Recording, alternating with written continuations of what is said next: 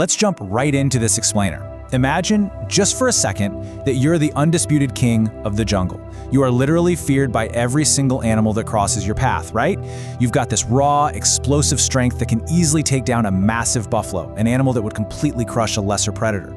You're at the absolute top of the food chain. But, and here's the terrifying reality we're going to explore today, despite all that unmatched raw power, one single mistake can cost you your entire kingdom, your family, and yeah, even your life.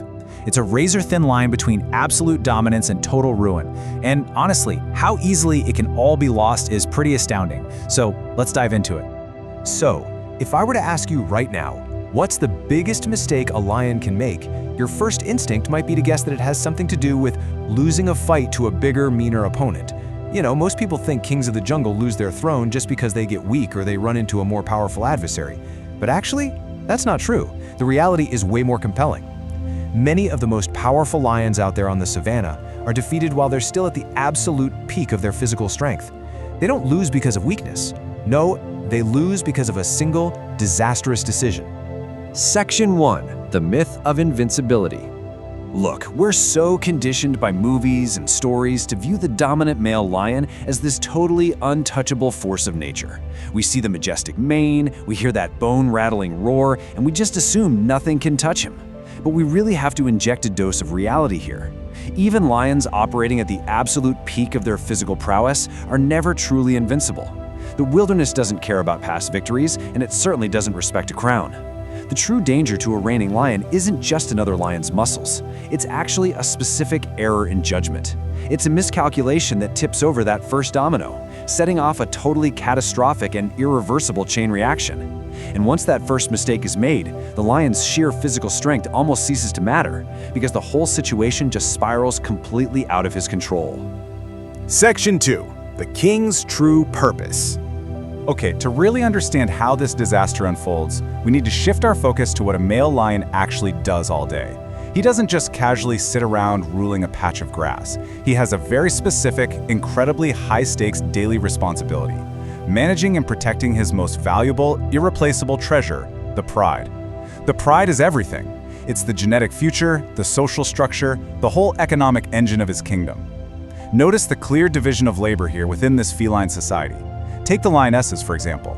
They are the ultimate cooperative unit. They hunt together to provide food, they raise the cubs together in a communal nursery, and they fiercely defend each other. But consider the male lion's role. His job is entirely different. He is basically the ultimate security system.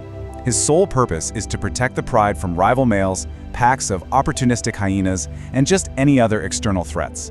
This kingdom only survives if the male maintains constant, unyielding vigilance, while the females focus on hunting and raising the young. Because believe me, somewhere out there in the tall grass, another lion is always waiting. Section 3. The Fatal Mistake.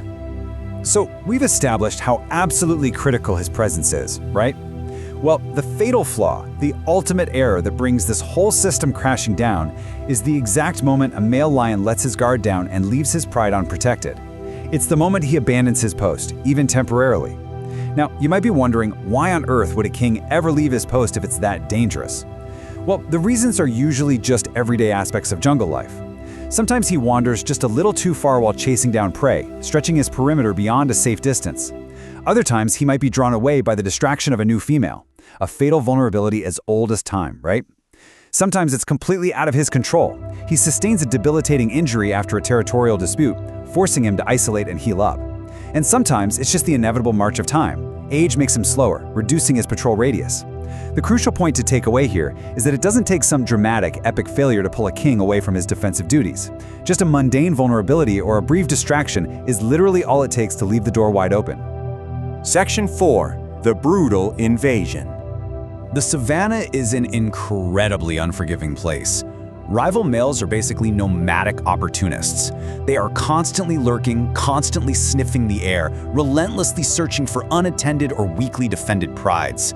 They absolutely do not want a fair fight. They want an easy takeover, and they will violently capitalize on this exact moment of weakness.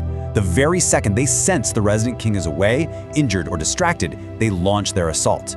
This downfall happens in 3 rapid, devastating steps. Step 1, the rival senses the opportunity and the perimeter is breached. Step 2, If the resident king manages to return in time, or if he's cornered, a brutal battle ensues. We're talking a desperate, exhausting fight for survival. But if he's outnumbered by a coalition of younger males, or if he was already weakened, the math is just against him. This leads to broken bones, deep lacerations, and horrific, often fatal wounds. Which brings us to step 3, defeat. If he somehow survives the fight, he is violently pushed out. He faces a grim, incredibly lonely exile. A solitary male, heavily wounded and aging, just cannot hunt effectively on his own. His fate is almost always starvation. Section 5. Nature's harshest strategy. But the tragedy doesn't end with the defeated lion vanishing into the wilderness. We have to look objectively at the biological aftermath for the pride he left behind. Once the invading males successfully take over, the entire structure of the family is completely upended, and nature's ruthless logic takes over. This leads to one of the most devastating realities of the animal kingdom: infanticide. This is the killing of existing cubs by the new incoming males. Now, I know this is incredibly difficult for us to think about, but we really have to frame it strictly as a harsh evolutionary math problem. Out in the wild, survival isn't about fairness. It is entirely about reproduction and gene passing. As long as a lioness is nursing cubs, she won't go into heat. So by eliminating the dependent cubs fathered by the previous king, the new males literally force the lionesses to return to breeding sooner. It's a brutally efficient strategy to ensure the invaders can immediately begin passing on their own genes before their own time runs out. The result of this is sweeping and immediate.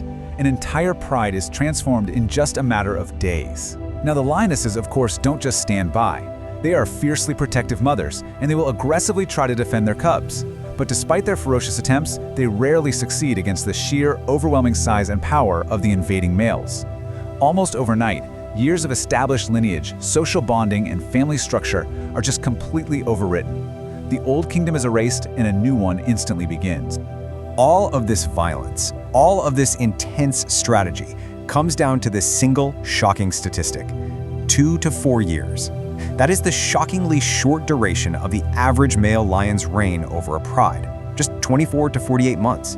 This really completely recontextualizes everything we've just talked about, doesn't it? This fleeting window is exactly why these new males operate with such ruthless urgency, and why the current king has to fight so desperately to hold his ground.